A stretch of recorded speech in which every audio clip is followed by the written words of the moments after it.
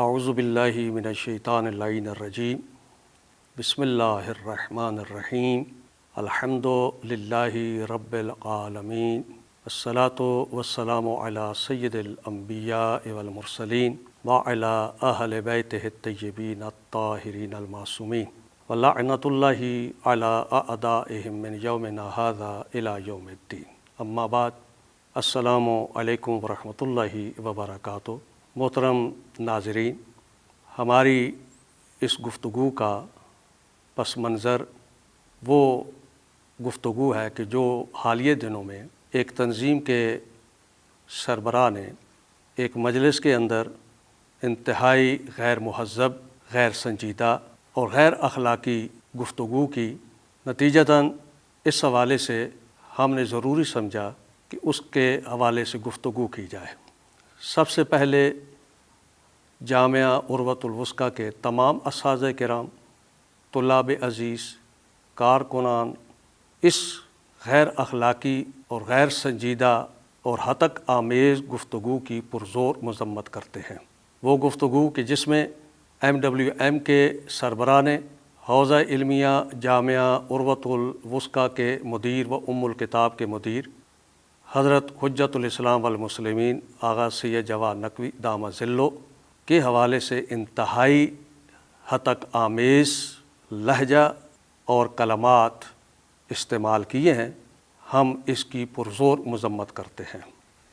راجہ صاحب کی اس انداز کی گفتگو کہ جو سراسر جھوٹ، غیر سنجیدگی، غیر مہذب اور اخلاق سے عاری تھی، ان سے اس گفتگو کا سرزد ہونا کوئی تعجب کی بات نہیں ہے.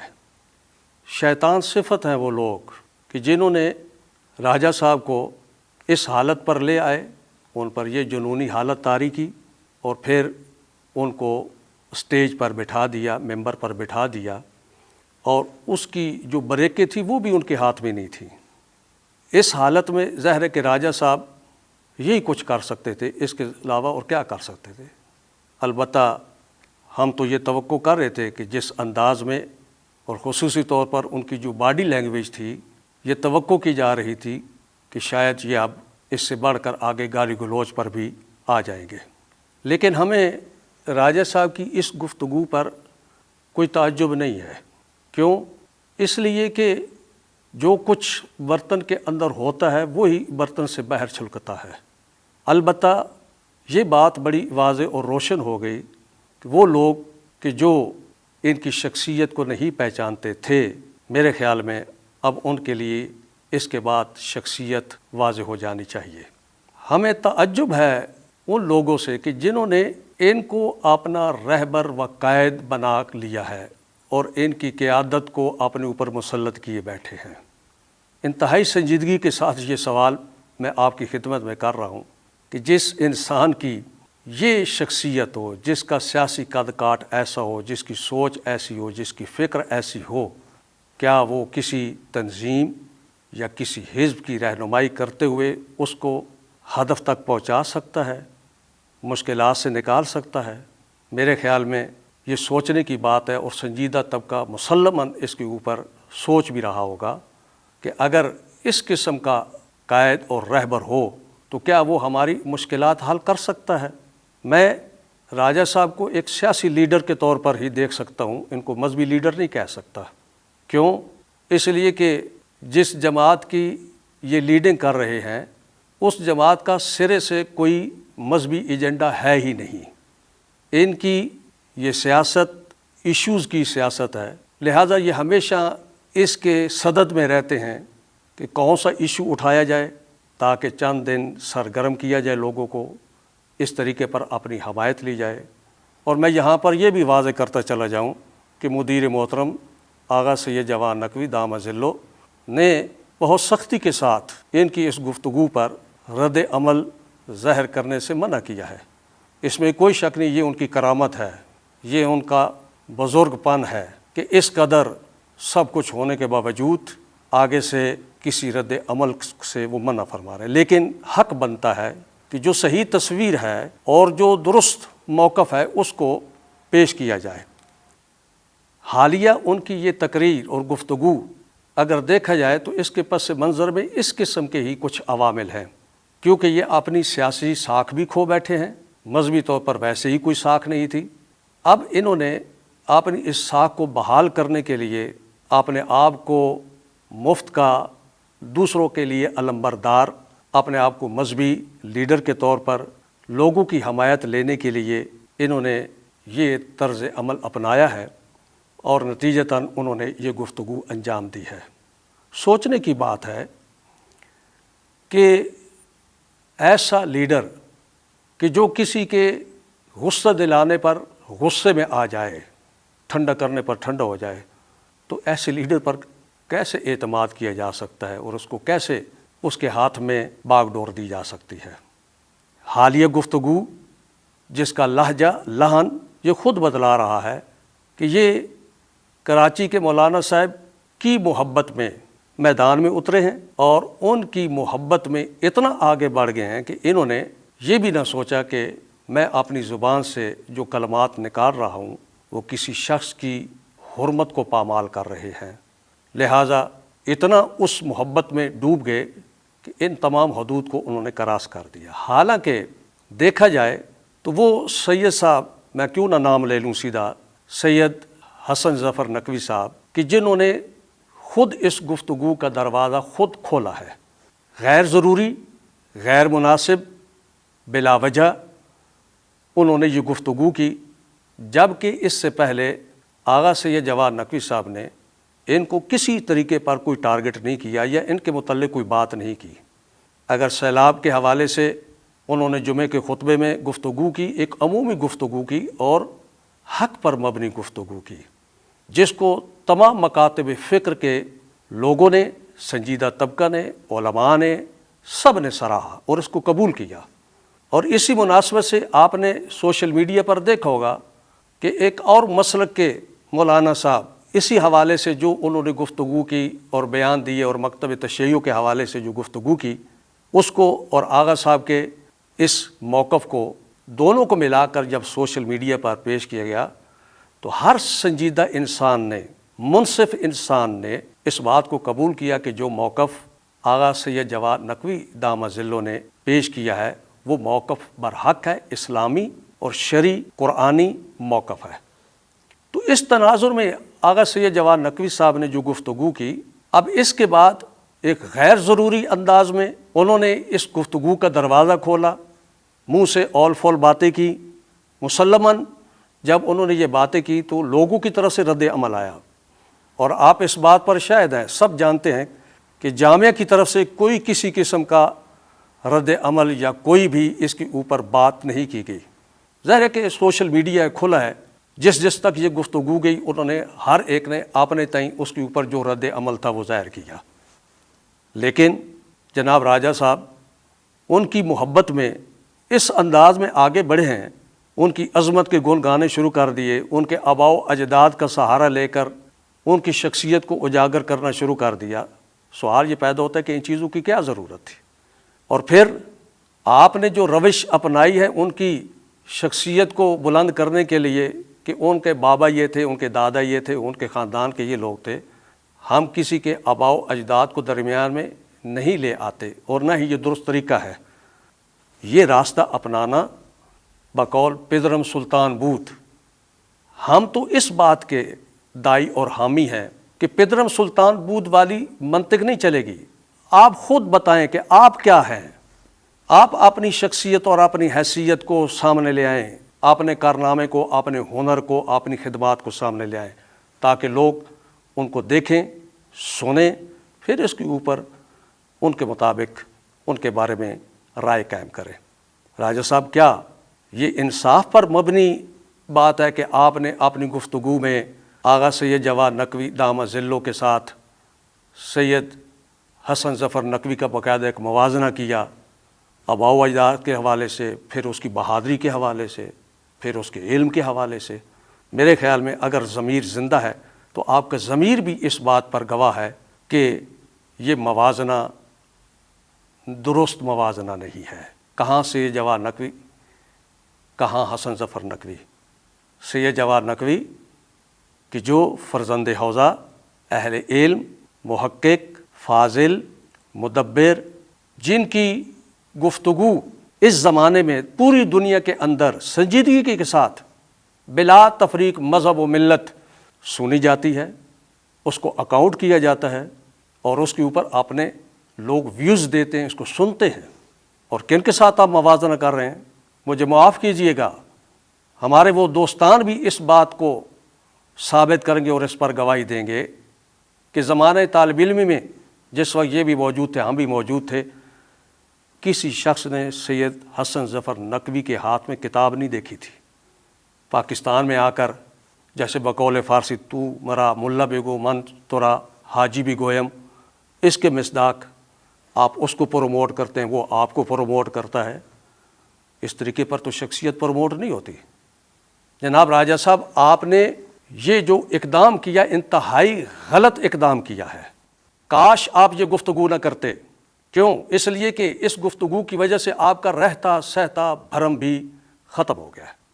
لوگ سوچنے پر مجبور ہو گئے ہیں کہ جس کو ہم لیڈر بن سمجھ رہے تھے اس کی حیثیت یہ ہے، وہ اس قسم کی گفتگو کرتا ہے، غیر اخلاقی، غیر مہذب۔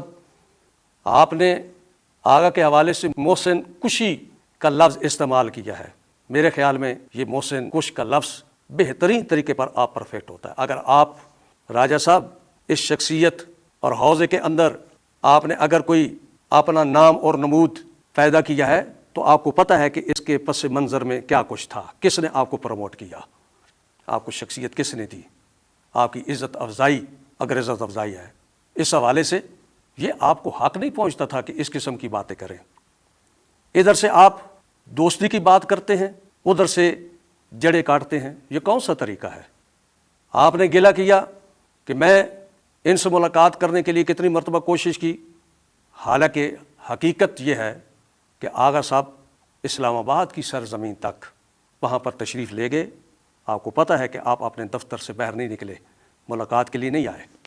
جس وقت آپ کا یہ رویہ ہے تو اس کے مد مقابل میں آپ کس رویے کی توقع رکھتے ہیں اور کس بنا پر رکھتے ہیں؟ اور پھر اس کے بعد آپ نے یہ رویہ اپنانا شروع کر دیا، گالم گلوچ، دھمکیاں، غلط تہمتیں، ان کا سہارا لے کر آپ سمجھتے ہیں کہ میں لوگوں کی نگاہوں میں مقبول عام ہو جاؤں گا۔ تو یہ آپ کی غلط فہمی ہے۔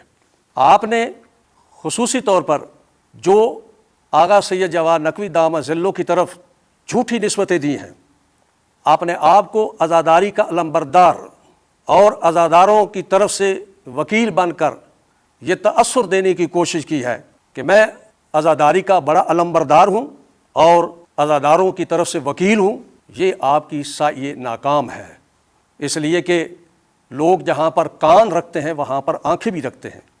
سید جواد نقوی دامہ ذلوں نے حقائق مشہود پیش کیے ہیں، دنیا کو حقائق نظر آتے ہیں، دنیا دیکھتی ہے، حساب کرتی ہے۔ سید جواد نقوی وہ شخص نہیں ہے کہ جس نے فقط شعار بلند کیے ہوں، بلکہ ہر میدان میں اپنی امکانی استعداد اور وسعت کے ساتھ ایک نمونہ عمل پیش کیا، لوگوں کے سامنے راہ متعین کی، لوگوں نے دقت کے ساتھ ان کے امور کو دیکھا، ان کے خط کو دیکھا، ان کے اقدامات کو دیکھا، ان کے عمل کو دیکھا۔ لہٰذا آپ جتنا بھی پراپوگنڈا کر لیں، ایسا نہیں ہے کہ آپ کے پراپوگنڈے کے ورگلانے میں آ کر لوگ سید جواد نقوی کے خلاف اٹھ کھڑے ہوں گے اور آپ بے مست وکیل کی طرح سمجھتے ہیں کہ ہم لوگوں کی حمایت لے کر اپنے آپ کو پروان چڑھائیں گے۔ اس میں کوئی شک نہیں کہ آپ کی سیاست کا دار و مدار انہی چیزوں پر ہے، کیونکہ آپ کے پاس نہ کرنے کو کچھ ہے نہ کہنے کو کچھ ہے۔ آپ کی سیاست ان ایشوز پر چلتی ہے اور آج کل آپ کو اس کی اشد ضرورت ہے۔ کیوں؟ اس لیے کہ آپ سیاسی طور پر بھی مردہ ہو چکے ہیں اور مذہبی حوالے سے بھی کیا ہے کہ آپ کی کوئی حیثیت نہیں رہ گئی۔ نتیجتاً آج آپ نے اس بات کا سہارا لیا اور سمجھتے ہیں کہ ہم اس طریقے پر اپنی کھوئی ہوئی حیثیت کو واپس لے آئیں گے۔ یہ آپ کی خام خیالی ہے۔ مجھے بتائیں، عزاداری کے حوالے سے آپ جو اتنے علمبردار بنے ہوئے ہیں، پاکستان کی سرزمین پر حوزہ علمیہ جامعہ عروۃ الوثقیٰ کہ جس کی بنا اور بنیاد سید جواد نقوی دامہ ذلوں نے علم اور تربیت کے لیے رکھی اور اس کو مرکز علم و تربیت بنایا، وہاں پر اس کو مرکز عزاداری بھی بنایا۔ کیا ایسی مثال آپ پاکستان میں کہیں دکھا سکتے ہیں؟ آپ اپنے مدرسے کو دکھائیں اس حوالے سے۔ اب لوگ آپ کی ان باتوں میں آنے والے نہیں ہیں کہ کسی کے خلاف کہہ دیے یہ عزاداری کے مخالف ہے، لوگ کہیں گے یہ عزاداری کے مخالف ہے، مگر وہ لوگ کہ جو آنکھوں پر پٹی بندھی ہوئی ہے، جو سوچنے سے آری ہیں، وہ لوگ آپ کے بہکاوے میں ممکن ہے کہ چند لوگ آ جائیں، کچھ مدت کے لیے آ جائیں، لیکن حقائق حقائق ہوتے ہیں۔ انشاءاللہ تعالی 24 ستمبر کو 40 سید الشہداء علیہ الصلاۃ والسلام کی مناسبت سے جامع عروۃ الوثقیٰ میں عزاداری کا منعقد ہونے والا پروگرام آپ کے یہ شبہات بھی دور کر دے گا، جبکہ پہلے بھی دور کیے ہوئے ہیں۔ لیکن جب آنکھوں پر حسد اور تعصب کی پٹی بندی ہو تو ظاہر ہے کہ اس کا تو کوئی علاج نہیں ہے، صرف اس کا ایک ہی علاج ہے جو قرآن مجید میں موتوا بغیظکم۔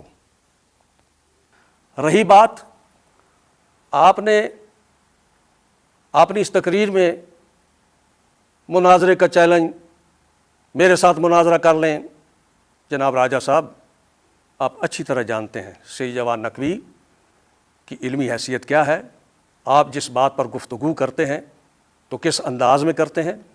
مناظرے کے چیلنج سے ہم گھبراتے نہیں ہیں، ہمارے اساتذہ کرام آپ کے اس چیلنج کو قبول کرتے ہیں، لیکن اس سے پہلے آئیے ہمارے ساتھ بیٹھیں، آپ نے کسی نمائندوں کو بھیجیں، مناظرے کے یہ موضوعات اور ابحاث ان کا مورد نزاع پہلے واضح اور روشن کر لیں، پھر اس کے بعد اس کا طریقہ کار وضع کر لیں۔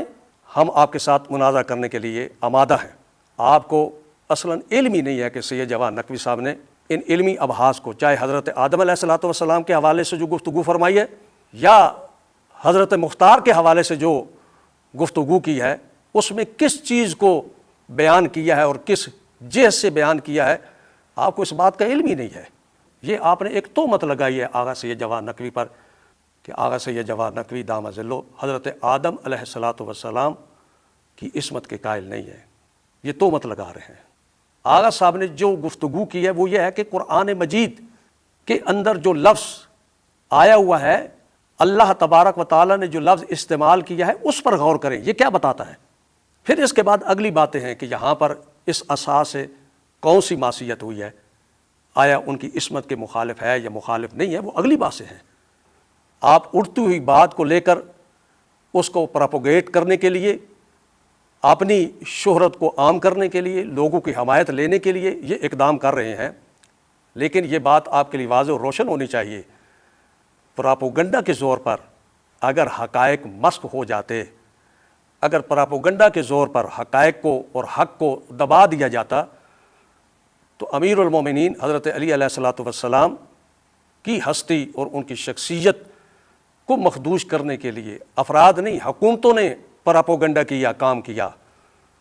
لیکن آپ جانتے ہیں کہ یہ حکومتیں پراپوگنڈا کرتے کرتے خود ختم ہو گئی، لیکن آج بھی میرے مولا امیر المومنین کا نام زندہ اور تابندہ ہے۔ اسی طرح جو راہ امیر المؤمنین پر گامزن ہیں ان کا بھی یہی نتیجہ ہے، ان کو بھی آپ پراپوگنڈے کے ذریعے سے ان کی شخصیت کو لوگوں کی نگاہوں میں مخدوش نہیں کر سکتے۔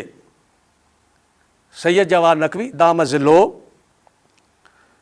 کا بیانیہ کہ جو ائمہ طاہرین علیہم الصلاۃ والسلام کی تعلیمات سے ماخوذ ہے، وہ بیانیہ کہ جو مقام معظم رہبری کی فرمودات کی روشنی میں سید جواد نقوی نے پاکستان کی سرزمین پر پیش کیا ہے، بلا تفریق مذہب و ملت، اس حقیقت کو دانش مندان تمام مکاتب فکر نے جس کو قبول کیا ہے، اور انشاءاللہ تعالی یہ حقیقت سارے قبول کریں گے، کل آپ بھی قبول کریں گے، لیکن شرط یہ ہے کہ آپ اپنی آنکھوں سے تعصب کی پٹی ذرا ہٹا لیں۔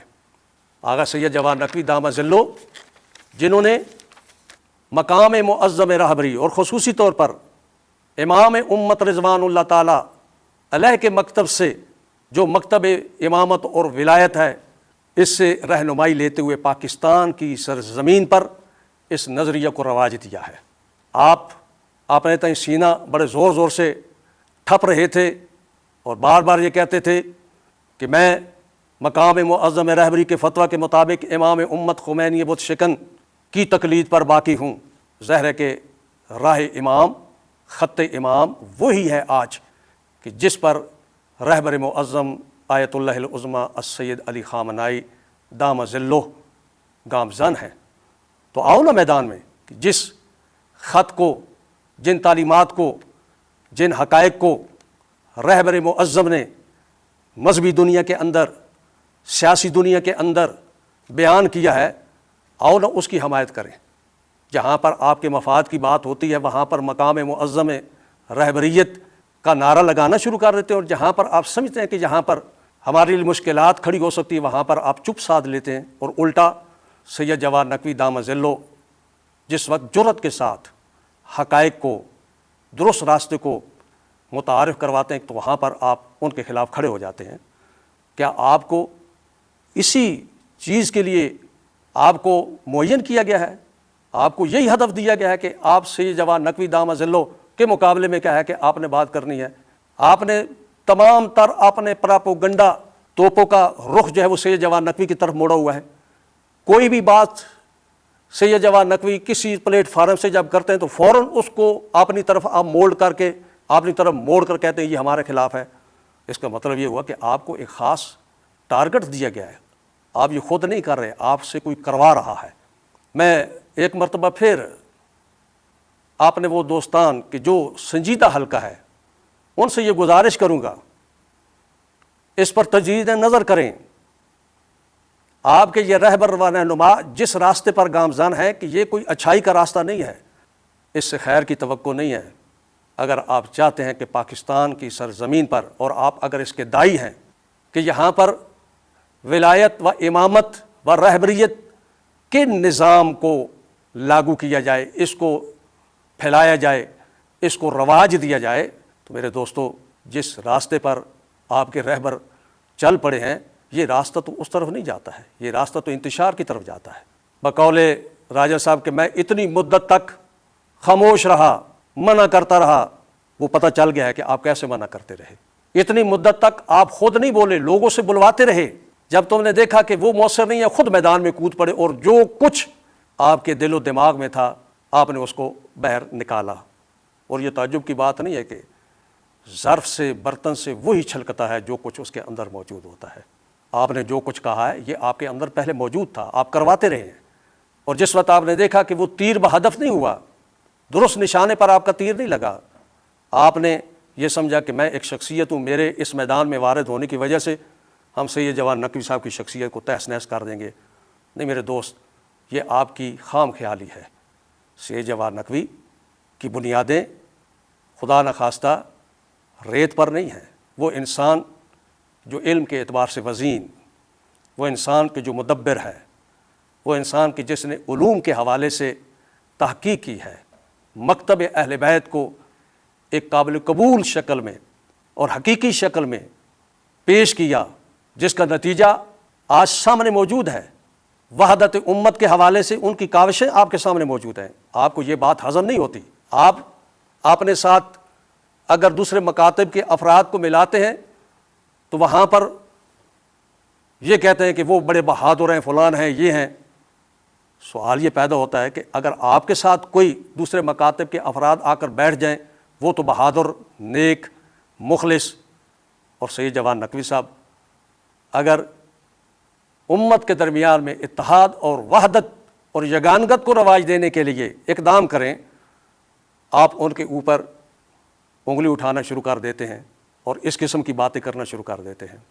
ولایت فقیہ کے حوالے سے آپ نے بڑا زور دے کر اپنے سینے پر ہاتھ مار کے ولایت فقیہ کے قائل ہونے کی یہ داستان دہرائی ہے، جبکہ حقیقت دیکھی جائے تو ولایت فقیہ کے نظریہ کے حوالے سے نہ آپ آئیڈیالوجی کے حوالے سے اس کے قائل ہیں اور نہ ہی عملی اعتبار سے ولایت فقیہ کے قائل ہیں۔ ولایت فقیہ کو آپ بحیثیت ایک کارڈ استعمال کرتے ہیں کہ جہاں پر آپ کی ضرورت ہوتی ہے آپ وہاں پر ولایت فقیہ کا نعرہ لگا لیتے ہیں، جہاں پر ولایت فقیہ آپ کے ضرر میں ہوتی ہے وہاں پر آپ خاموشی سے چپ ہو جاتے ہیں۔ آپ نے ولایت فقیہ کی جو تعریف اور جو نظریہ پیش کیا ہوا ہے آن دا ریکارڈ ہے، اب بھی موجود ہے کہ آپ پاکستان کے اندر وزیر اعظم کو بحیثیت ولی فقیہ دیکھتے ہیں۔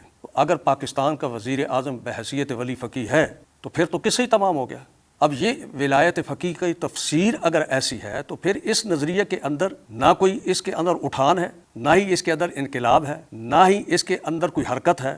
ظاہر ہے کہ لوگ یہ سوچتے اور یہ نظریہ یہی بتلا رہا ہے کہ جو بھی پاکستان کا وزیر اعظم ہے وہ کیا ہوگا؟ ولی فقیہ ہوگا۔ اب آپ خود اندازہ لگائیں کہ پاکستان کا وزیر اعظم جس نظام میں موجود ہے اس کو اگر آپ ولی فقیہ کے طور پر دیکھتے ہیں تو پھر یہ ولایت فقیہ کے لیے زمین ہموار کرنا چاہیے، نظام امامت کے لیے ہمیں آمادہ ہونا چاہیے۔ ظاہر ہے کہ یہ آپ کے نظریے کے ساتھ سازگار نہیں ہے۔ نظریہ ولایت فقیہ یا نظام امامت کے حوالے سے آپ کا عمل بھی بتلا رہا ہے کہ آپ کو اس ضرورت کو محسوس نہیں کرتے ہیں کہ اس نظام کے رائج کرنے کے لیے کچھ زمینہ فراہم کرنا چاہیے، کیونکہ آلریڈی آپ کے اس نظریے کے مطابق پاکستان کا جو بھی وزیر اعظم ہوگا وہ ولی فقیہ کے درجے پر کیا ہے؟ فائز ہے۔ آپ زبانی اعتبار سے ولایت فقیہ کا نعرہ لگاتے ہیں، جبکہ آپ کے سامنے ولی فقیہ حضرت آیت اللہ العظمی السید علی خامنائی دام ظلہ کے فتاوی کی آپ کے سامنے توہین کی جاتی ہے، تو وہاں پر آپ خاموش ہوتے ہیں۔